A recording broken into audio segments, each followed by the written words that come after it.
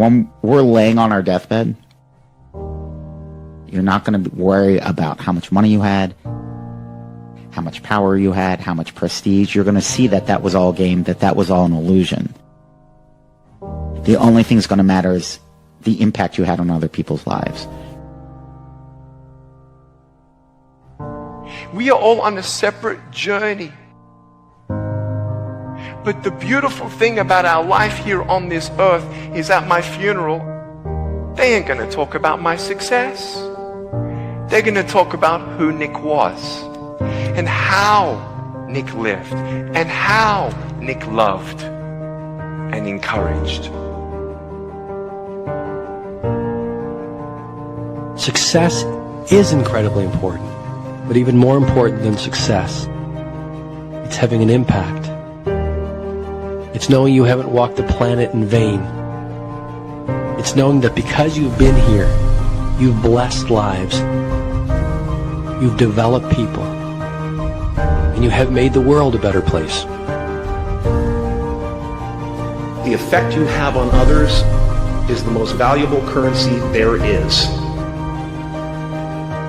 Everything you gain in life will rot and fall apart, and all that will be left of you is what was in your heart.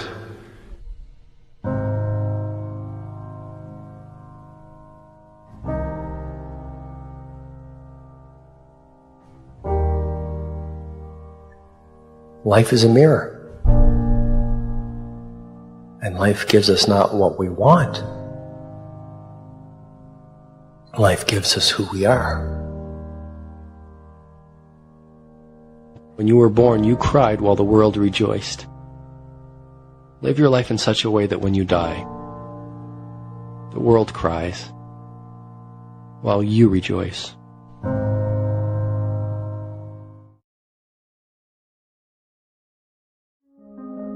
Have you ever stopped to wonder about the soul behind the spotlight? The truth behind the headlines? Beneath every glamorous facade lies a story waiting to be told. A journey full of triumphs, struggles, heartaches, and victories. Welcome to People, the groundbreaking new series here on the Alpha Warrior Show. Tonight, we're setting politics aside. No hidden agendas, no filters, just pure, raw humanity. In a world that constantly tries to categorize us, it's easy to forget what binds us together. Our shared experiences, our laughter, our tears, and the authentic moments that define who we truly are. Each week, we're going to explore the powerful, emotional, and beautiful imperfect lives of people who inspire us, captivate us, and remind us that we're all in this incredibly messy and extraordinary journey together. We'll laugh, we'll reflect, and we'll dive deep into the stories that often go untold, unapologetically, real, and deeply personal. Get ready to meet the heart behind the headlines, the reality behind the reputation, the persona behind the person, the grit that makes these amazing people tick. This is People, real stories, real connections, real life. And when we come back from this commercial, it's showtime, and I hope you enjoy. Before skincare went synthetic, people used something simple, something real: tallow.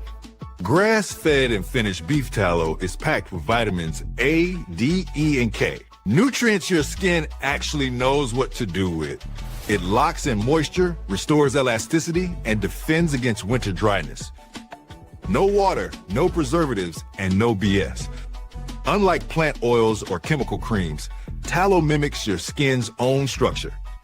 Elbows, hands, knees, post-shave, anywhere your skin's crying for real moisture.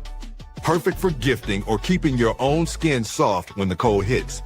Visit softdisclosure.com and use promo code Badlands for 15% off. Ancient care, modern truth. Soft disclosure. What is the Sovereign Alliance?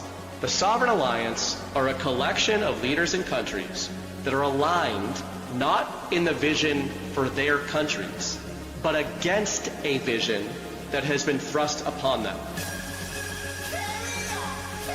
I believe that the Sovereign Alliance is less a battle for something and more a battle against something. They are against globalism, collectivism. They are against the rules-based international order. Sovereign Alliance. the latest addition to Badlands Rise merch, available now at badlandsmedia.tv/rise. Introducing Tamaric Garden's handcrafted herbal remedies and teas. Made with weeds, wildflowers, and wild harvested herbs in the Pacific Northwest, their products will heal your skin, boost collagen, lighten dark spots, and slow aging. Plus, it's safe for babies, grandmas, and everyone in between.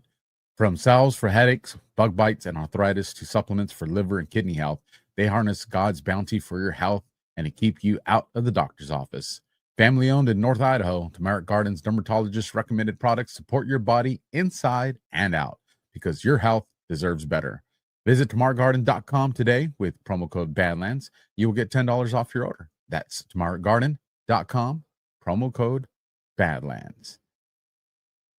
All right, ladies and gentlemen, so remember, those are the people that support this show over at Badlands and the Alpha Warriors show. So head on to Rumble, go down in the description, and that's where you can find them, including the links to tonight's guests, an OG friend of mine, someone who was there from the very, very beginning. As a matter of fact, you guys probably wouldn't even have Alpha if this woman didn't intervene during a critical time that we'll be talking about later on in this show too. So without further ado, ladies and gentlemen, let me bring on my friend, Nurse Carol. How are you doing? I'm doing great, Alpha. It is so good to see you. You know, go ahead. I was just going to say, thanks for inviting me to come on and have a conversation. We haven't talked in a while. It has. It's been a minute, and we used to be in spaces religiously together, you know, multiple times a day. And which brings me to, you know, timing's just perfect. Sometimes it's divine. So I think it was last week or maybe even the week before, time is speeding through in 2025. So it all blends, and we're getting our YouTube channels reinstated. And so my original YouTube channel got reinstated, and it's funny because YouTube sends this letter. We're like, we hope that this makes everything cool. Essentially, it's like, no, it doesn't. But regardless, I went through and saw the original podcast, like number one, and the original numbers. And I was like, let me just watch this. And it was so funny and cringe, but I saw a lot of the comments populating on the screen. Yeah. And you were there amongst other friends, and I was just thinking, like, man, these people, these friends, from the very beginning, we knew each other before my podcast even started. Yeah, we did. You guys were there at like the concept stage of, I'm gonna do this. Yeah, go do it. All right, look, I don't know what I'm doing, and we have, and now here we are, almost 4 years later, and things have accelerated in a good way for us. The battle's not over, but you're doing Holy Health every Sunday, and we'll let everybody know about a special treat that's coming with that. And you're literally saving people. And it just, I know before the show you shared that you're proud of me, but I'm proud of you, because there's a lot of friends that, this kind of didn't go that route, and you held the course, and I'm just saying I'm proud of you too, and I'm happy to have this conversation with you today. Well, sometimes I think back on those days, before your podcast and when your podcast was new. And I mean, think about what we were going through during that time period, early 2021.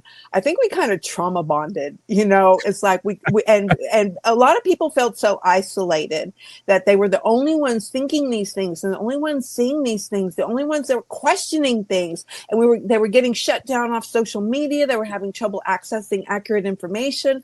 Like everybody was going through so much. So when Spaces very first opened and we came into that, it was like, oh my gosh, I have found people that I can connect with that are thinking the same things I can learn from, because I didn't know anything about some of the stuff that was happening. I wasn't like some election aficionado that could determine what the heck happened with that 2020 election. Like, I was confused, but a lot of people didn't know anything about what was happening to us medically, with the whole health situation, the COVID situation. So we were able to get together and share information what were we going to do? Watch CNN, MSNBC? Like, we knew that stuff was fake.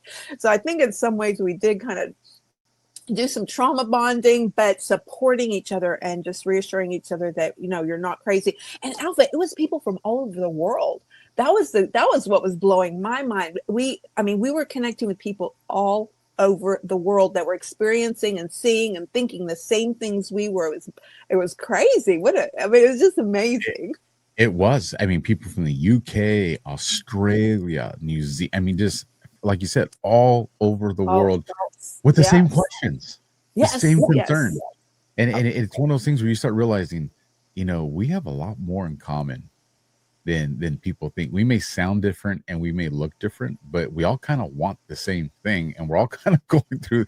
So it's like this world trauma bond that was going on for those of us that were able to make connections. And I want to get into that conversation, but I want to rewind the clock a little bit. It's one of the things that I like to do on people, and kind of find out, where was Carol in life when she was like, I'm going to be a nurse? Were you young? Were you older? When did that thought into your mind?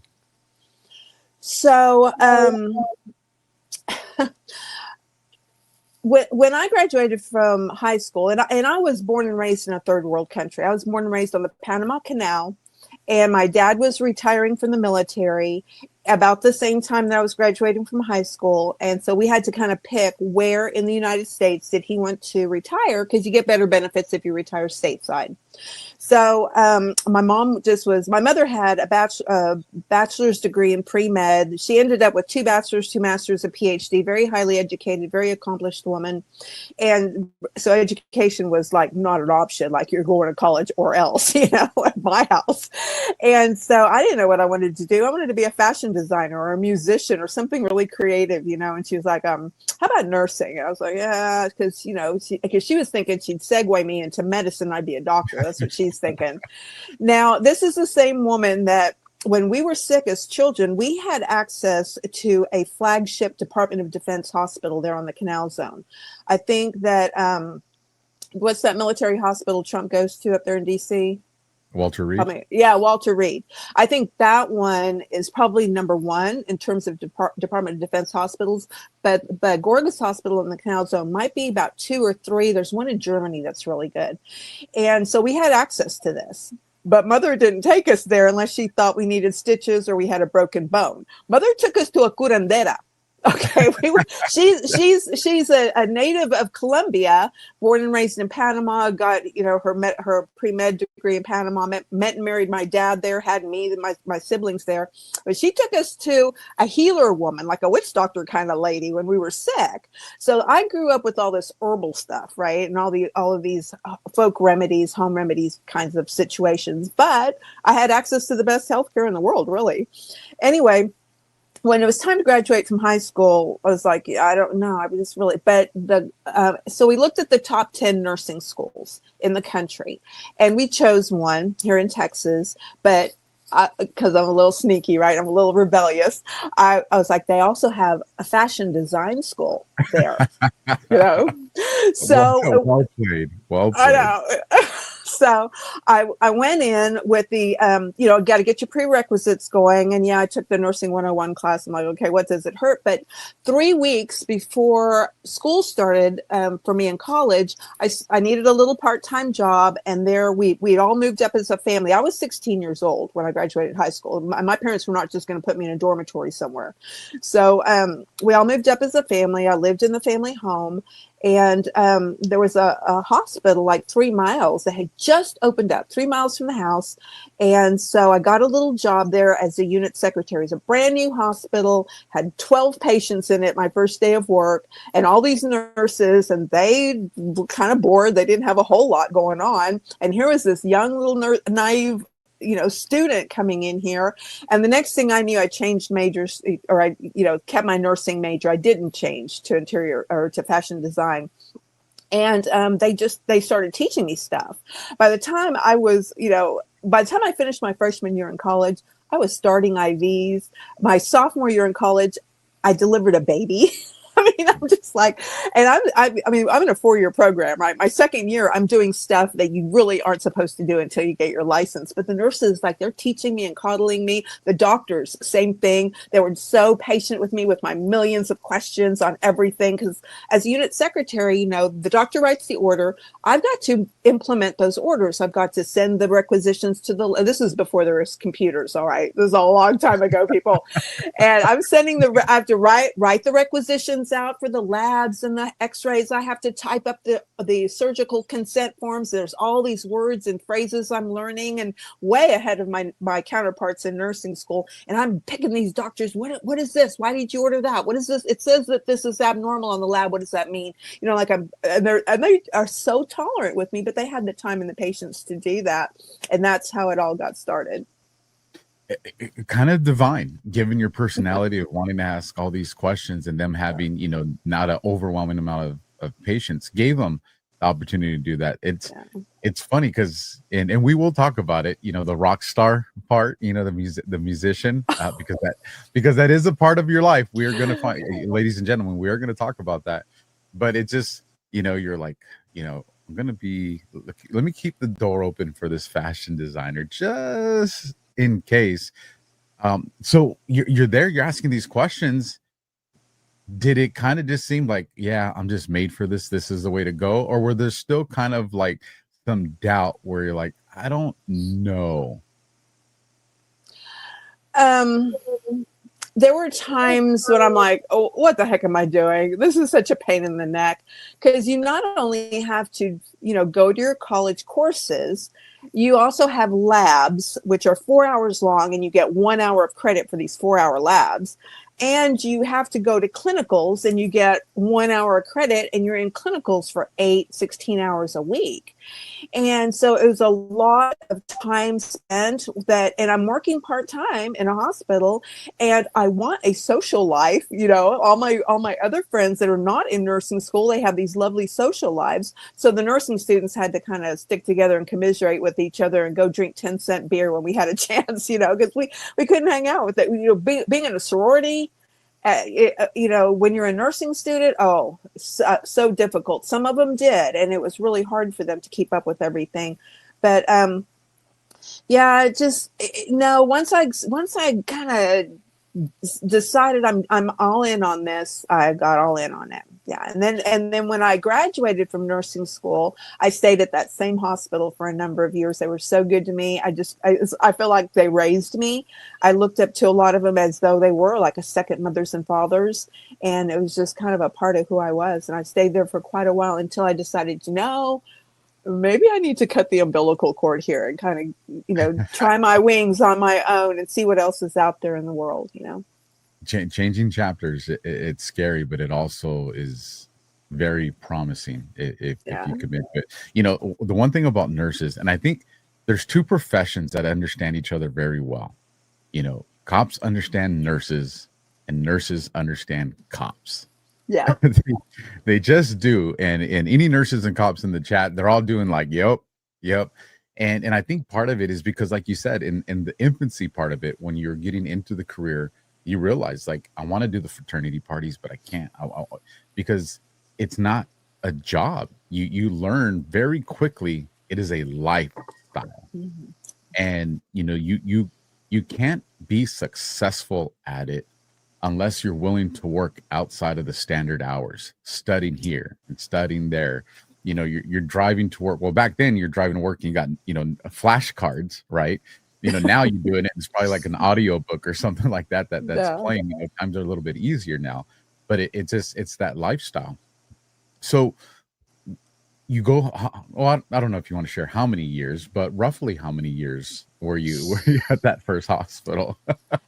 Alpha, I have been in this for 48 years and 3 months. I'm coming up on a half a century in nursing, Alpha. Can you believe that?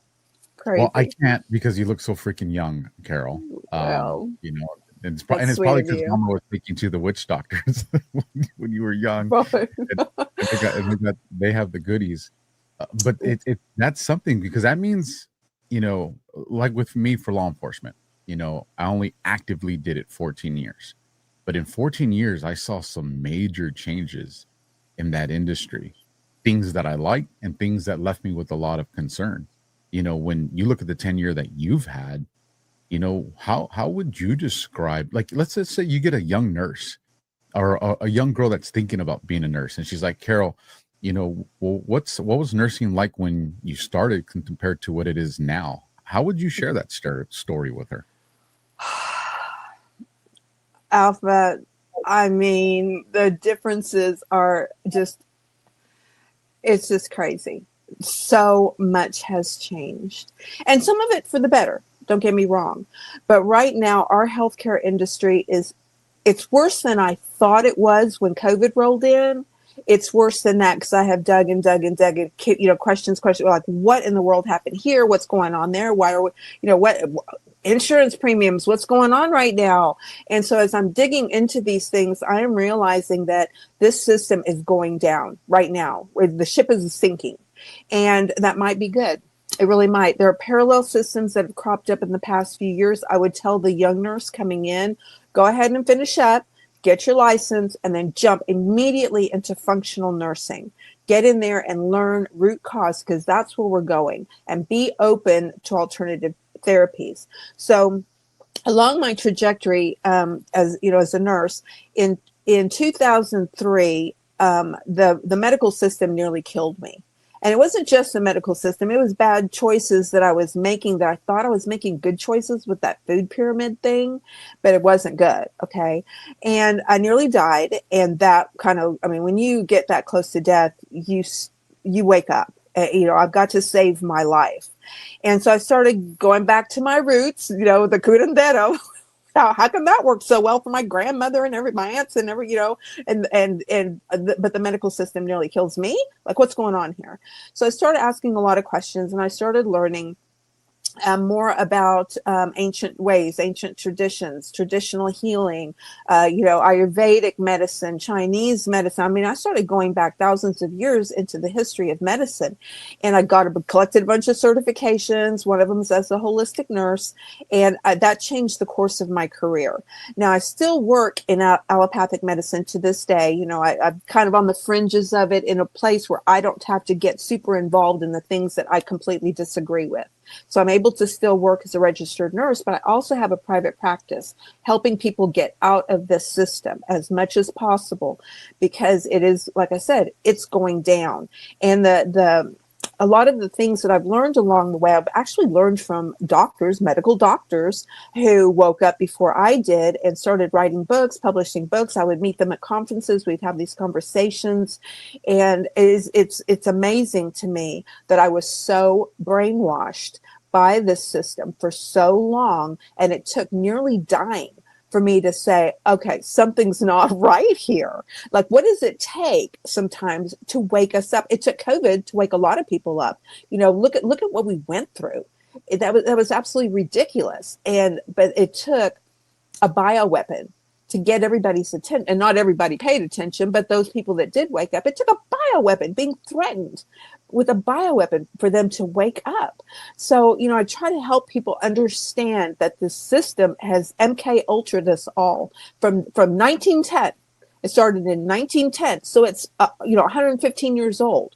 And it's got us all MK Ultra'd into believing that these double-blind, placebo-controlled, peer-reviewed, gold standard studies, if you don't have one of those, then it can't be any good. And the herbs and spices and alternative medicines are going to kill you, and there's not enough data, when their data is manipulated, it's fraudulent, it's doctored, it's suppressed, it's hidden. Like, they are not forthcoming with their data. But the data that we do get is questionable on a lot of things. And this is all coming out now. It's just pouring, it's flooding out to the point where I can't even keep up with it anymore. And it used to be that I was kind of ahead of the game on these things. Now more and more doctors are waking up, speaking out, writing books, getting on podcasts like yours.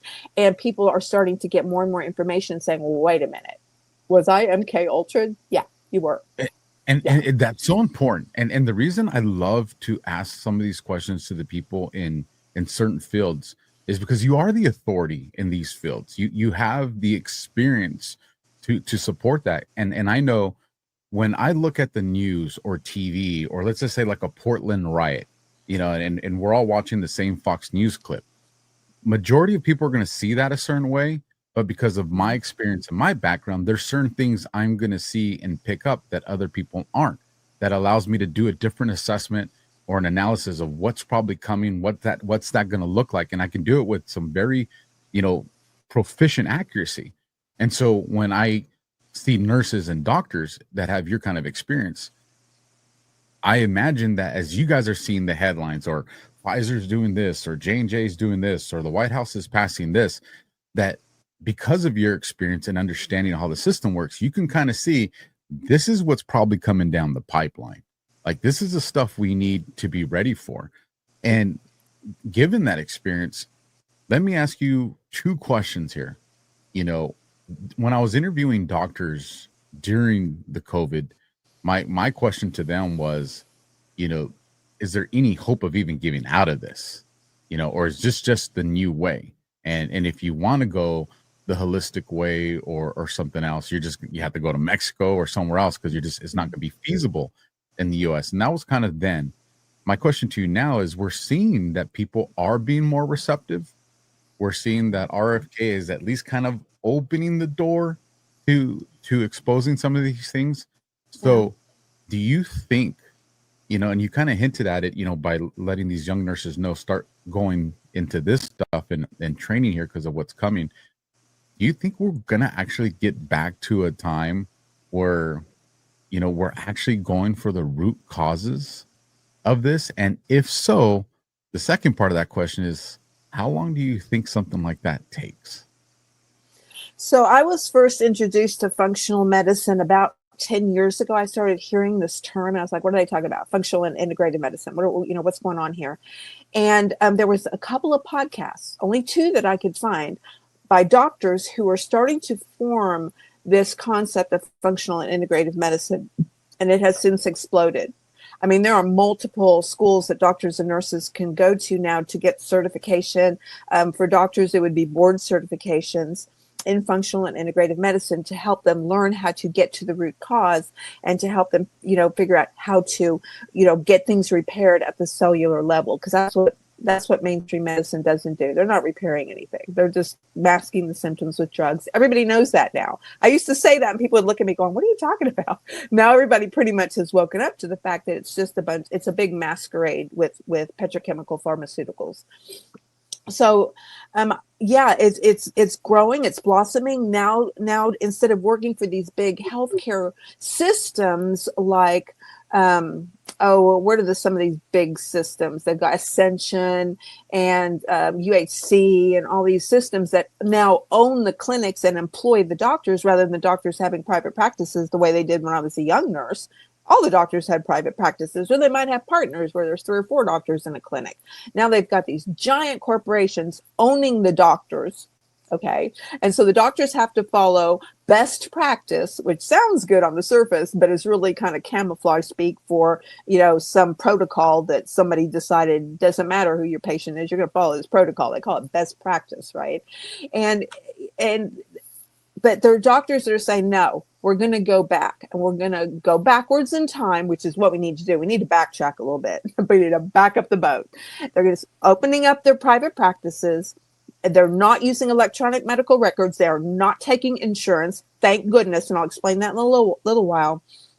But they are doing everything where your medical record stays in their office unless you sign a consent for it to go to some other doctor or hospital or entity. You control whether it goes somewhere else and whether it doesn't. Otherwise, it is kept in their office. Okay. All of your information is protected with your doctor in their office. You pay cash. $100, $120, maybe $140. You see your doctor. You know, a lot of times they're running the labs right there in the office at no additional cost to you, or they might send you out and you can pay for it in your insurance if you want to play the insurance game. Or you can, another option is instead of paying by the visit, you can pay them a monthly. of $125, $150 a month, and you go as many times that month as you need to. And so they're doing this in different ways. And these, we call them boutique doctors, or we call them concierge practices. Like, they give them these little bougie names, but it's basically just going back to how it was. By the time you pay insurance premiums, I mean, I'm hearing stuff like, $2,500, $3,500 for a family, and that's with your employer paying portion of it. But now you got a $7,000 deductible per person, and you've got these $60 copays for every office visit. And, you got copays on an MRI or X-ray, whatever, all these copays and deductibles and premiums. And I'm adding this, cha-ching, cha-ching, cha-ching, put it in the bank. And if something horrible happens, then great, you got the money built up, and you can pay out the rest. You can negotiate down your hospital bill to 1/3 of what they're telling you it is. That's all your insurance company's paying them anyway, because they got these contracts. You can get it negotiated down, and you can also get into these crowdfunding. It's not an insurance, but it's a crowdfunding, and everybody pays in a little every month, $107 a month per person or whatever. I think there's a cap on how much for a family, and they pool all that money. And then if someone has something horrible happen, cancer, car wreck, whatever, the crowdfunding negotiates the hospital bill for you. They're pros at this with the insurance company. I mean, not the insurance company, with the hospital or the doctor, whatever. And they get it brought way down, and then the crowdfunding pays it. That is a super deal in terms of insurance. Now, there are others that are coming up that are looking at catastrophic only coverage. Those are worth exploring. But that's where they've got us chained in the system. You are chained into the system of medical slavery by your insurance company, because now you're like, well, I can't afford it because my insurance doesn't pay for it, and look what I'm paying in premiums. Well, stop paying the premiums.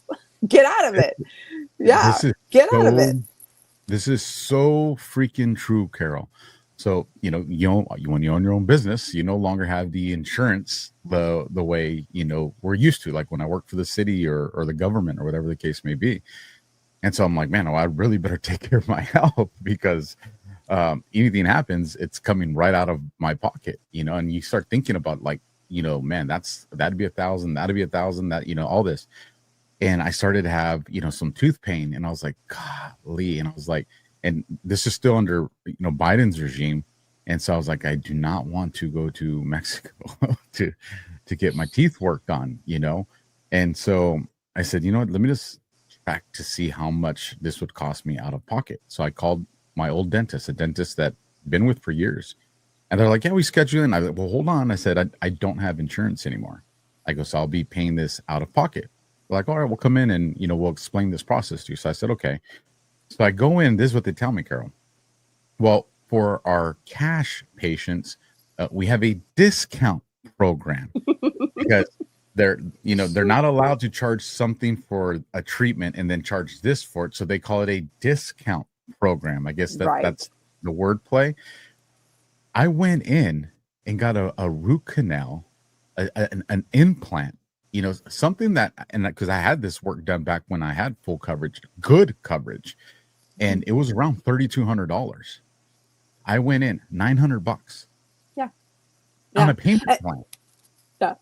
They charge they'll charge your insurance company $800 or $900 for an MRI, or that's the bill that you see. Those are the numbers you see on paper, but they've got this backdoor contract with the insurance company. Okay.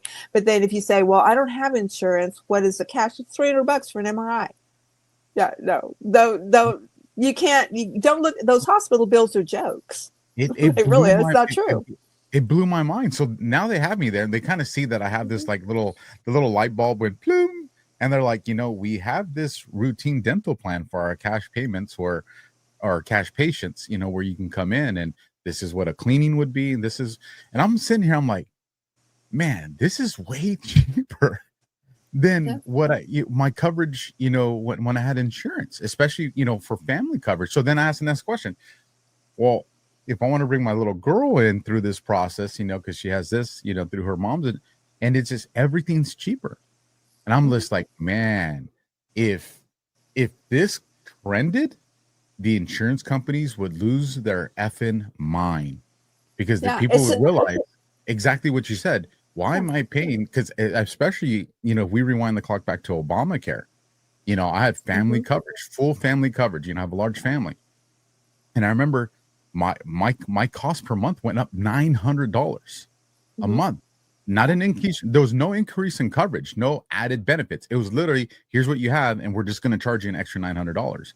So we had a good working relationship with like the medics from the fire department, those guys.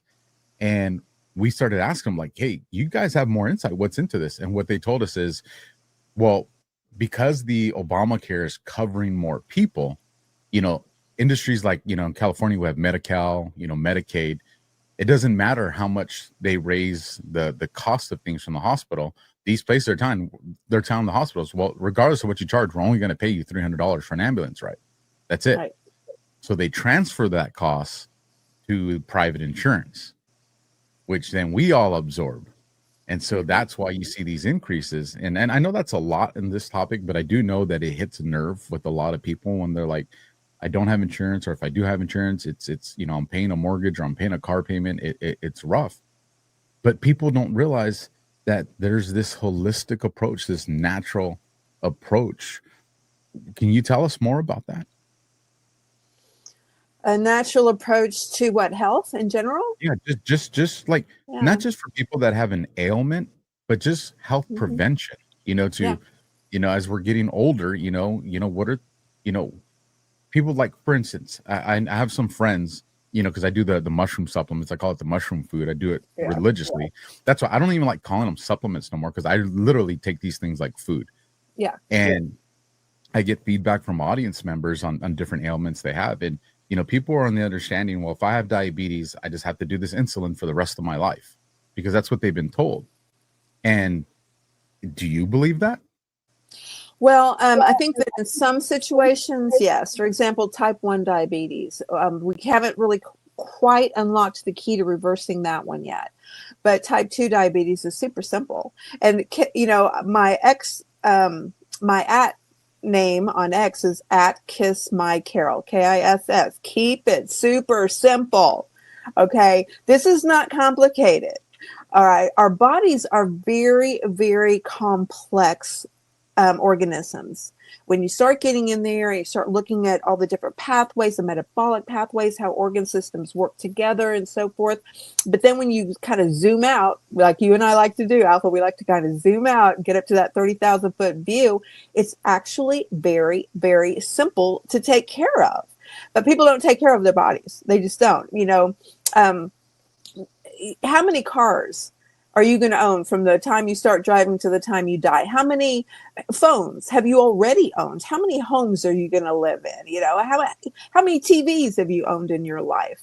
We get one body, but we take care of that other stuff so much better than we take care of our bodies. And it's so easy to take care of them. We don't know how. Again, we've been MK Ultra. We've been told that this stuff over here is perfectly fine to eat. Well, it's edible, but that doesn't mean it's going to keep you, healthy, that it's not toxic.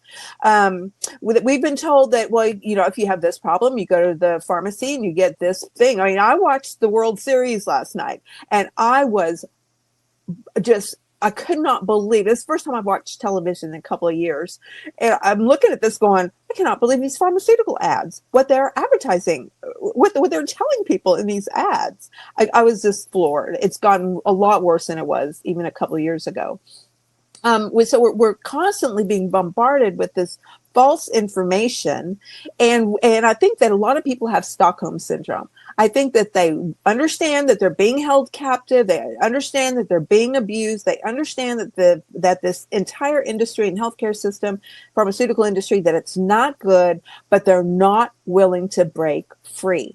They're not willing to say, okay, I just need to suck it up and change the way I eat, change the way I live, change the products that I use for my hair and my skin and my, washing my clothes and cleaning my house. I just need to change some stuff.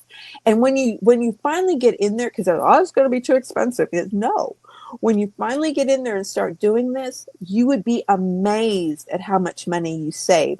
And part of that money is, like you said, Alpha, insurance premiums, co-pays, deductibles, all this, prescriptions, all this stuff they're paying for because they think that system is going to be good for them, and it's not good for them.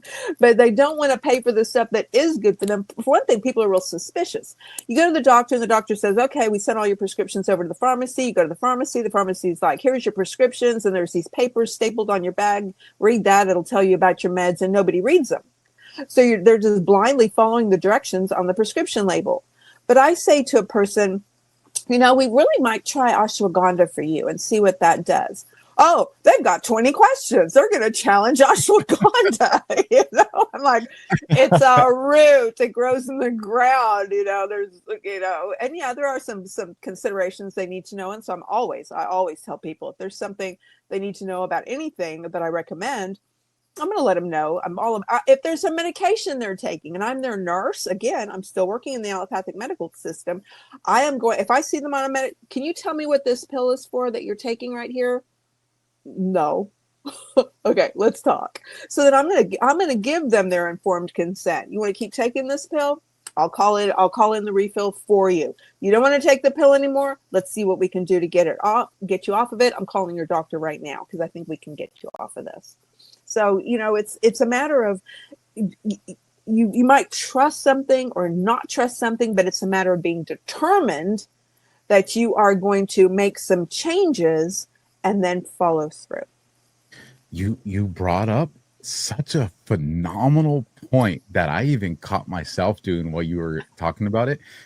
When I started taking my mushroom supplements, I went to the website and read the peer studies and the case studies and looking at this and like, you're right. Like I dove into this, but I was like, why, when my doctor prescribed me this or that I did, I'm OCD. So I did read the receipts that stapled to the back. Like I could picture all this while you're saying it, but I never Alpha, went beyond that.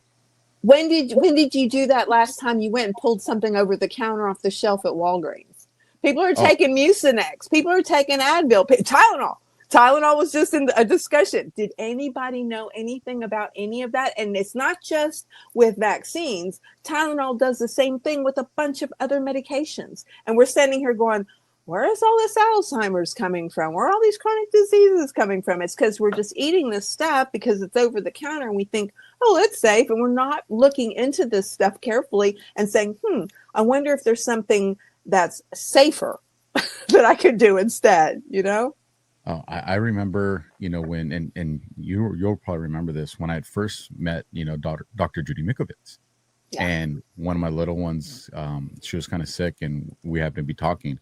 And before we get off the phone, she's like, you do not give that little girl Tylenol under any situation. Do not do that. I'm like, no, okay. And she's like, no, tell me you will not give that. As she goes, throw it away. If you have Tylenol in your house, throw it away. She goes, there's no situation where you ever give that little girl that, and, she would explain that stuff. And it's just like, but that's just the go-to. We're just indoctrinated. Like you said, MK Ultra into that's the go-to. Oh, my little kid's in pain. They have a headache. They have a fever. Tylenol, and now we're seeing these headlines and it's just like, well, how'd they get away with it? How has that been on the shelf since I was a kid? And it's wild. So let me pull us into this conversation. We get into 2019, 2020, and the world is hit with COVID. What did you think as that started to unfold, and how has that changed us for the good or the worse? So as that was unfolding, I was expecting it. I had been kind of going, there's this, this swine flu and this bird flu, and there's every 2 years they have this new virus come out. Well, back when they were doing Zika every night on the news, I'm going, Zika does not there's no way Zika could possibly cause anencephaly or microcephaly. What are they even talking about? I started going, I need to figure this out, what's going on right here. And I found out about Bill Gates had these GMO mosquitoes down there, and they were supposed to decrease the mosquito population, but they were feeding them chickens chicken meat to breed the mosquitoes on this chicken, meat. And the chickens had been given antibiotics, so it was not working. They were not, the kind of GMO mosquitoes that they thought they were breeding. It completely backfired on them because of the antibiotics that the chickens were eating. And I'm like, oh, wait a minute. That's why Zika was spreading, but it wasn't causing the microcephaly and the cephaly. And I knew this, but I couldn't prove it. But then Colombia and Australia ran studies and they proved it, and poof, it was off the air overnight. I was like, holy cow. They are trying to come at us with a vaccine. They're going to come at grown-ups with a vaccine. They're going to try and scare them with something super scary. They're going to try to vaccinate the entire planet. So when this novel coronavirus from a wet market, pangolin, what are they talking about? And once I started with those questions again, going, this is flying in the face of everything we knew to be true about communicable diseases for the last 2,000 years. And they expect me to believe this. Wait a minute. What is happening right now? And this was before it even left Wuhan. We were just seeing the Chinese people falling in the street in Wuhan on the TV. I'm like, And I remember I was wrapping a patient's leg. He had these wounds all over his leg. And I was doing the wound care and I was wrapping his leg, and he had the TV on in his house because I do home visits. Okay. And I'm wrapping the TV. We've got the TV on, and he's got the news on, and I'm listening to this as I'm wrapping his leg. And he said, "What do you think about this?" And I turned to him and I said, "It's the flu." And he said, "Oh, okay." And I stuck to my guns, and dadgum if I wasn't right. So that as it was rolling in, I was actually on Facebook at the time. And as I was talking about this on Facebook and talking to people in person and all of this, I started noticing that my friends and my family were turning against me. So I got off of Facebook and I went over. I said, well, I got to tell somebody. I can't just hold this in. And so I came over to Twitter. I had a different account. It was an old account I hadn't even looked at. I had 43 followers and I didn't know any of them. I didn't know who any of those people were. But I came in and that account was Carol RN.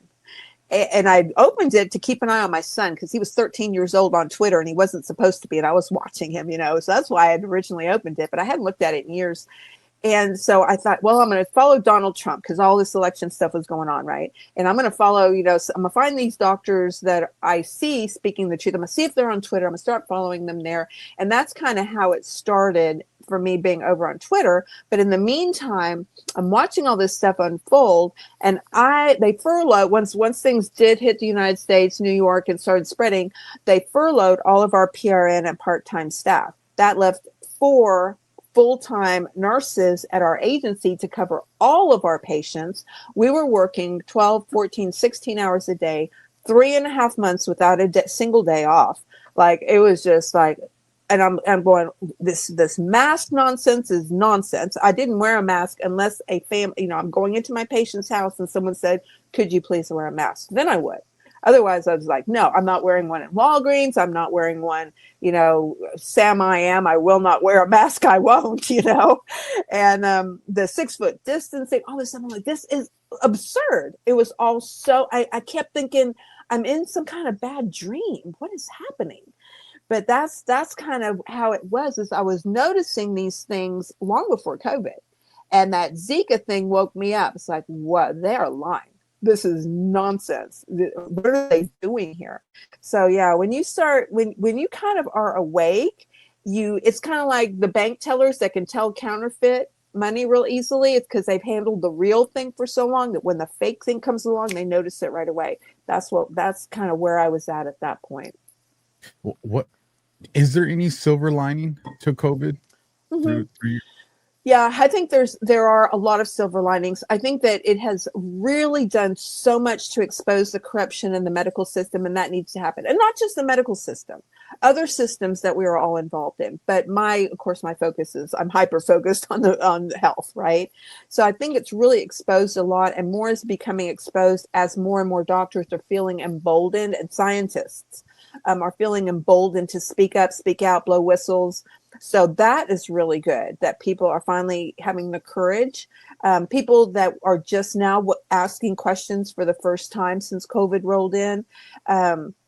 People who are noticing things now that they were in denial about before, like maybe vaccine injuries, not just with the COVID shots, but with other things as well. And they were, very staunchly in support of one thing. And now they're going, well, maybe I should ask a few questions. So I feel like it has been a huge wake up call, which is ironic, right? 2020 is like perfect vision.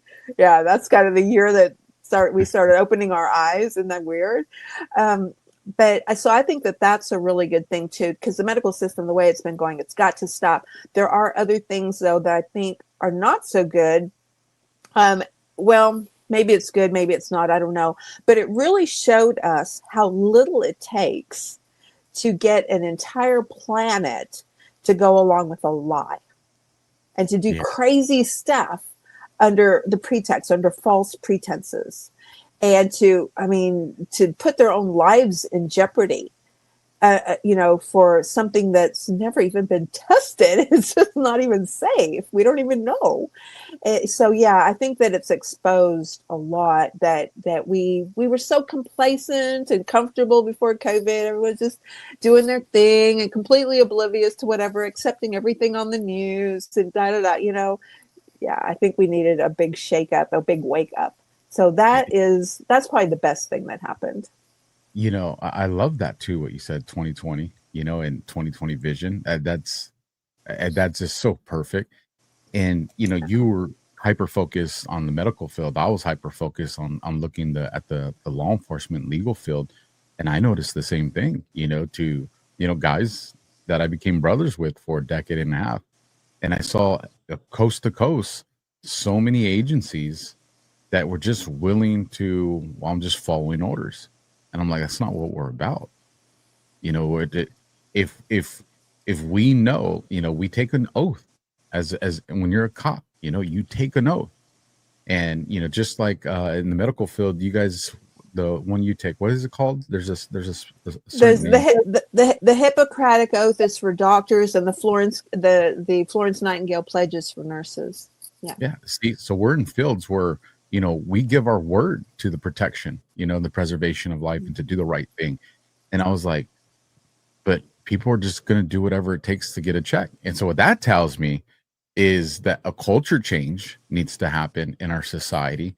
But it also tells me that these HR departments, we need to change who we're looking at for when we hire people. You want to make sure you're hiring someone that's going to abide by policy, someone that's not going to be a disruptor. I get that. But you also want to make sure that that person you're hiring, has the moral courage that when they're told to do something, whether it's from a higher up or not, if it's morally, ethically, and wrong, that they're going to say something. And it looks like we've kind of gone into a society in these very important fields. The medical field is extremely important. It's what heals us. The law enforcement field, it's extremely important. It's what protects us. And these things have been weaponized by us. And I think it goes, if we're talking about the root cause of medical conditions, well, the root cause in these situations, I think, goes all the way to the hiring process. Who are we offering these jobs to and bringing in? And before we kind of shift gears here, did you kind of notice that in the medical field? Rephrase the question for me. So when you look back at, the nurses and doctors that were hired around the time when you started your career, and then you fast forward to the last, we'll say 10 years, do you see that they are looking for a different type of person than they did when you and your folks were hired during your times? So when I was a young nurse, but of course, remember, I was kind of young and dumb and naive, but it looked to me like everybody had the desire to help. And, everybody had the best of intentions. What's happened, though, over the course of time is there has constantly been a nursing shortage. That's never gone away, ever. It's really bad right now. And they will pretty much take any nurse with a pulse. They're bringing in nurses from all over the world right now, a lot of them from Africa, doctors too. And they're not really putting them through licensure requirements that they did back when they were bringing in the Filipino nurses in the 1980s. So I don't think they really care right now, Alpha. Just a warm pulse who is compliant. And if you think the military has got regulations that have to be followed, and a military hierarchy and stuff, oh, you haven't seen anything yet until you get into the medical profession. You see the regulations that we have to follow and the way that things have to be done, the wording we have to use to do our documentation, triplicates and documentations in different areas and stuff. No, it's they just need warm. They're just looking for warm bodies who are compliant right now. That's what's going on. Yeah, that's the issue I see in so many fields, is looking for that worker that's just always going to be compliant, and I do have issue with that. Let me ask you this: RFK, to kind of change gears here as we bring it in.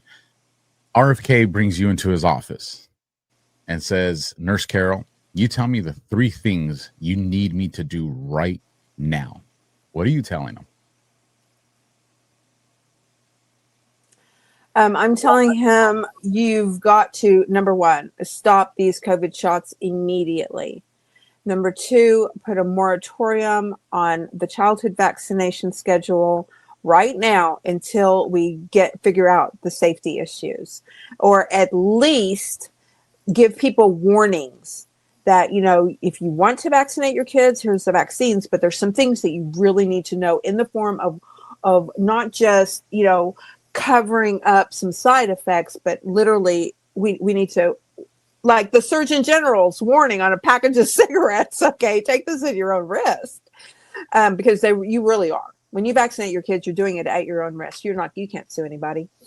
I would say maybe those 2, and then the third thing is I want that's a hard one. Can I have 3.5? So I want all of the pharmaceutical advertising off television. Like last night, I nearly threw up. To get that pharmaceutical advertising off of the television. And then number 3.5 would be, we've got to educate people on how to care for these bodies that we all have. People are not taking care of their bodies. They don't understand. It's not complicated. And your 0.5 is perfect, because that's the next section I want to go into. Yeah. So that you timed it perfect for the audience that's watching and listening right now. And there's some people that they have a good lifestyle. They've kept on tabs, but they're still concerned. But there's a lot of people that are going to be watching and listening right now that are like, man, I hear what you're saying, Nurse Carol. I hear what you're saying, Alpha. But where do I even start? My life and my health is so out of whack. I'm stressed, or I have anxiety, or I'm depressed. I'm a mess. I'm a mess, Nurse Carol. Where do I even start? How do you have that conversation? Start right here. What are you putting in your mouth? That has a lot to do with our stress and our depression and our sleep issues. And it has a lot to do with how we just don't have the energy to cook a meal in the kitchen, because what we've been eating for the past 5-10 years, whatever, we are a mess. It starts with what we're putting in our mouths, which brings me now to, we've got to stay hydrated. Everybody knows that. I'm not going to preach on that too long. But another thing that we have to do is we've got to be getting enough rest. And we've got to control our stress, where we are all traumatized by, what started in 2020. Well, I think our culture is traumatic to begin with, okay? Just the amount of stress that we were under before COVID. Then we were traumatized. Our cortisol levels have been high. And the more we're learning about things, our cortisol levels, and then it'll kind of calm down, but then it goes back up. So we've had this chronic stress level, chronic high cortisol levels for years now. We've all got PTSD from this. I'm sorry. You can't tell me otherwise. So, but we've got to get that managed and under control. So that I got a long list of holistic ways to do that, people. Another thing that we've got to do is we've got to get more sun. People do not understand the importance of vitamin D coming from the sun. Yes, you're going to get it from your mushrooms, Alpha. Yeah, good for you. Eat your mushroom, but you got to get it from the sun also. And then there's one more. What was that last one? I've got 6 of them, but it all comes together to create balance. When we're off balance, then something's going to suffer. So holistic means mind, body, and spirit. Once we put these things into place, we can rebalance ourselves. Our body wants to be in balance, but we keep throwing stress. We keep throwing a lack of exercise. That's my sixth one. You've got to have movement. You don't have to be a bodybuilder. Okay. You don't have to run marathons. It doesn't have to be something super strenuous and difficult to do. But if you will devote 20 minutes a day, 3 or 4 days a week, like that puts you way ahead of the game. It can be simple stuff that you can do in your living room with a YouTube video. You don't even have to spend any money on it, okay? But once we get these things in balance, our body will really work with us to try to balance out the other stuff. Once our food and our movement and our sunshine are good, just those 3 things, you get those 3 things good, your body wants to balance things out where now your depression is alleviated without those toxic SSRI drugs that are causing so many problems right now. So many problems with these antidepressants. Our body doesn't want to be stressed out. You know, you give it the right food and sunshine and exercise, your body and sleep, your body is going to decrease the cortisol levels so that you're not so stressed out. And we don't, those cortisol levels screw up your immune system. We're coming up on what they call cold and flu season. All right. That's what they call it. That ain't what I call it. That's what they call it. And if your immune system is crap, well, yeah, go get your Mucinex, I guess. I mean, what are you going to do? You're going to go run back to the over the counters, aren't you? Because you don't know what else to do. We can keep it very, very simple when we have those 6 things in place and we're mindful of it. We have to be just as mindful of that as we are, where's the gas gauge on my car? You know, at some point I'm going to have to refuel. And we have to be mindful about what kind of fuel we're putting in. You're going to dump sugar in your gas tank with your gasoline? Are you? I mean, are you? Are you going to put the, you know, just say, I'm not going to do oil changes anymore. Oh, look, it's been 3 years since I didn't do an oil change. My car's still running for now. You blow that engine and then come and let's talk, right? And that's what's happening. They're like, oh, people are like, I feel okay. I know I eat ho-hos and ding-dongs and Mountain Dews and I feel just fine. Yeah, until you don't. And then you wind up with that, you know, in the hospital or at the doctor taking prescriptions, and it all starts with one thing that builds on another and another and another, because all of those pathways in our bodies are connected. One goes down, you put 3 others at risk. So, you know, one little thing could throw you off and send you right down that pathway where next thing you know, you've got 12 prescription bottles that you are opening up 3 days a week or 3 times a day. I love how you make the connection of the mind and the body. You know, that is so important, because especially, you know, in the round that me and you operate, you know, social media is a big part of that. And, you know, I always tell people, if social media is not a part of your career, you should not be on there more than a third of your day. That's dangerous. It's unhealthy. It's crazy, you know, because of there's a lot of bad stuff that's on there by design to create these elevated stress levels that affect your cortisol, that ends up making you go to the doctor to get a prescription. I mean, it's all designed in this circular demon. You know, we're there because it is part of what we do. We have to reach these people. We have to, pull people out of the matrix, right? You know, throw them the life raft. But, you know, for someone that's, you know, what could you do given the stuff you told us? You know, 20 minutes, you know, go knock 2 birds, potentially a third with 1 stone. Go walk 10 minutes outside of your house. Just walk for 10 minutes. That way, you know, it's going to be 10 minutes to come back. And you're getting your 20 minutes of movement. You're getting 20 minutes of sunlight. And guess what? Don't be listening to the news. Don't be on social media. You know, go on the freaking devil's YouTube and find one of these motivational, inspirational videos that's telling you good things and hope. So this way you're moving your body, you're getting sun, and mentally you're feeding yourself positivity. And the reason I say that is because that's what I do. In the morning, you know, I did my cold plunge before coming on here. I absolutely love it. It's one of the greatest things that I have done. You know, this January 1st will be 1 year of doing that. And I love it.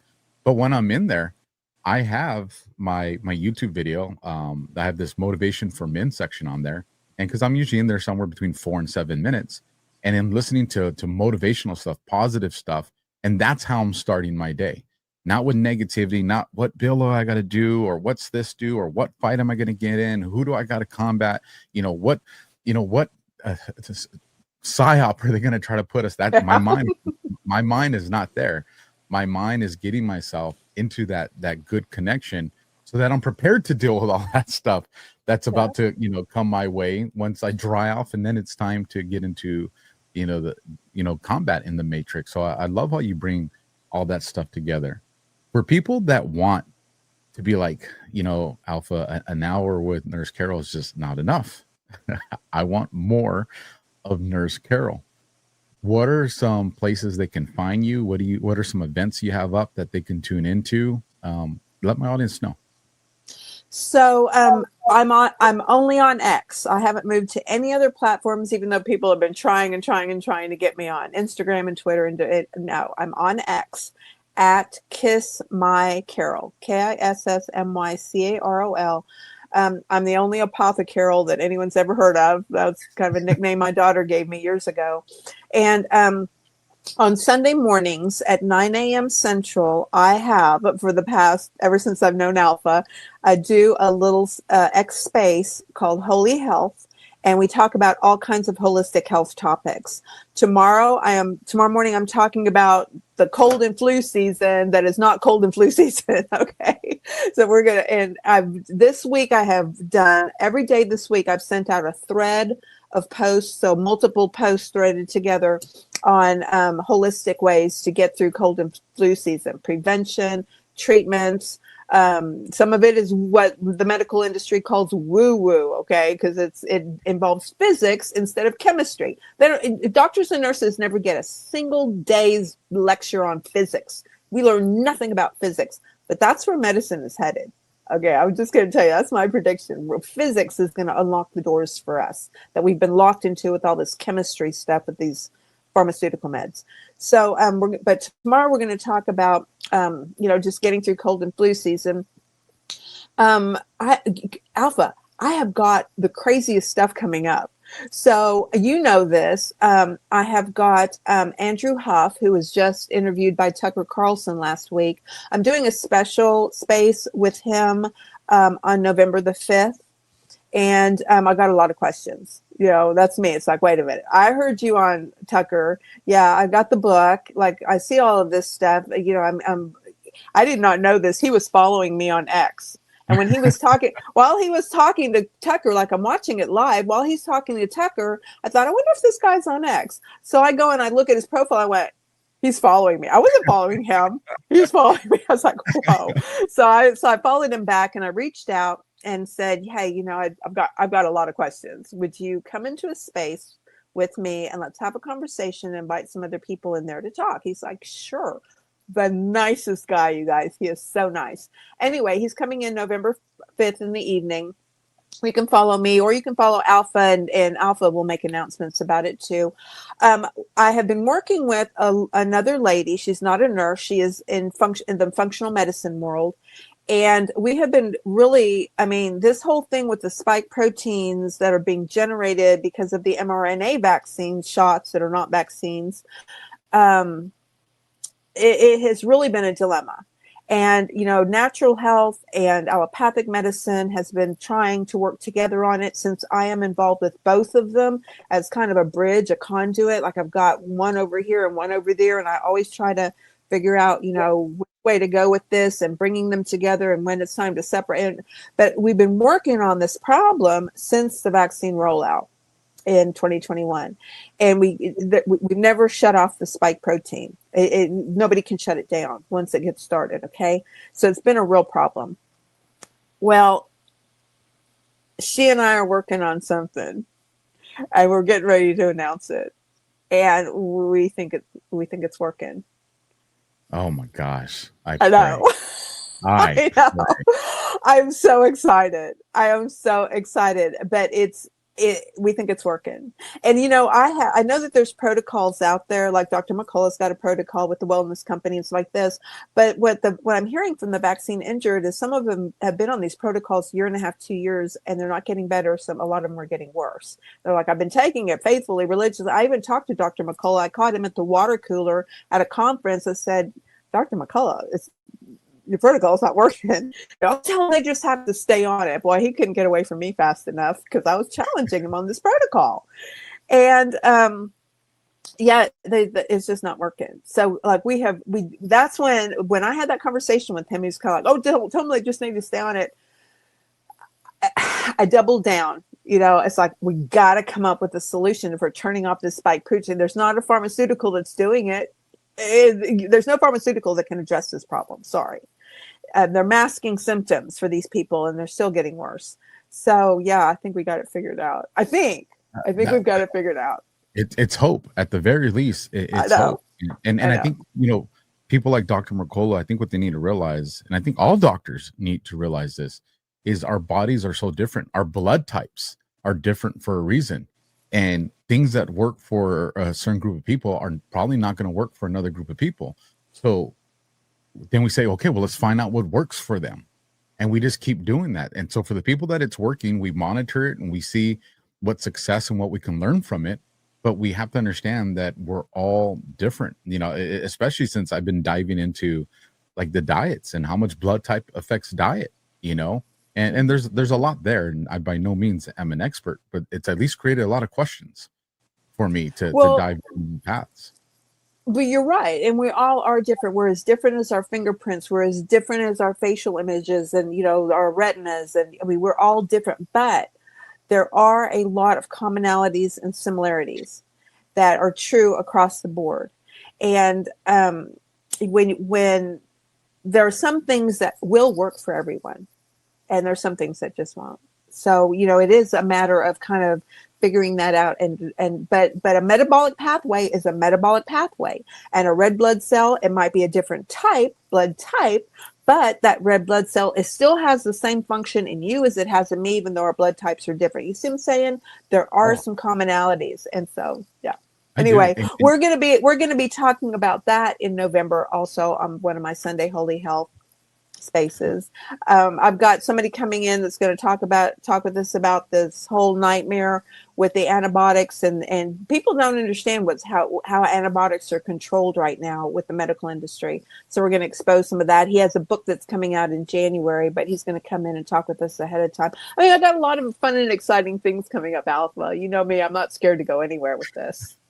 And I will make sure to keep letting my audience know. I want to share one more thing with you, because I would anticipate that this show is going to motivate a lot of people to pursue their health journey, not just make America healthy again, but make you healthy again. That's so important. Yeah. And one of the things that I experienced when I shifted from being lazy and kind of letting my body go to getting healthy again was I was like, man, I'm exercising now. I'm getting sunlight. I'm doing these things.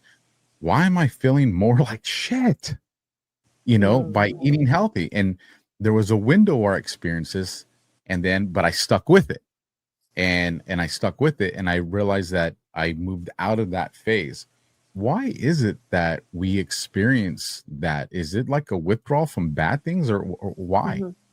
Yeah, part of it is a withdrawal from bad things. And it's also, and to various degrees, people will experience this, but we go through a detoxification process. And depending on how you approach things, that detoxification process can last, a day or maybe 3 days, or it can last for months. So I always really encourage people, even if you know the basic principles and you start doing them, it's really good to have a guide to be accountable to.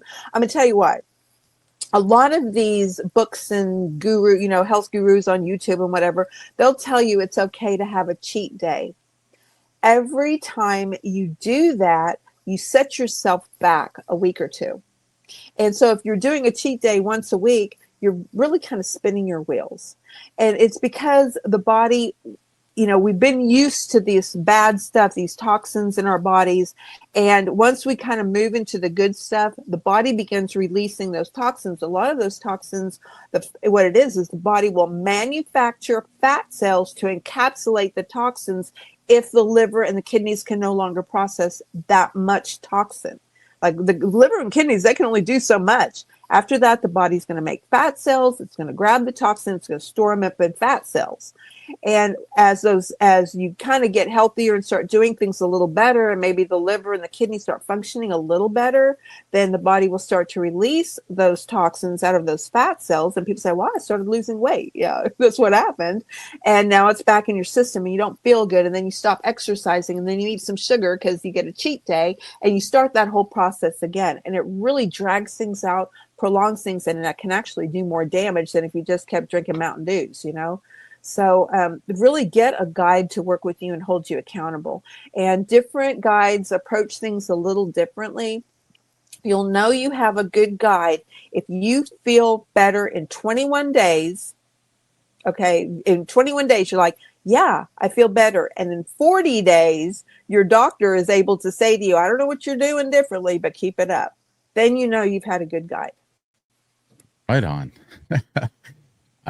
Honored to meet you, my friend. For those of you that don't know, you know, I got hit bad with that modified flu that they hit us with, and Nurse Carol and a few other friends, one who's no longer with us, sent me the stuff that I needed to get well. And I'm a firm believer that I'm here because of that, because that's really how bad it felt back then. So I'm grateful. I'm still a little ticked off with you about not letting me know sooner. It's like, you waited how long, Alpha? Like, you are on death's door, and now I'm just not finding out about it. Yeah, but you know, it's just a testament to how powerful we can be working together in social media. I mean, yeah, it can be a big mess. Like you said, it can be a real drain on us mentally and spiritually, just taking us down. The social media can be horrible. It just messes us up completely. But when we entrust that God can use it for good and we allow him to do that, look what he did.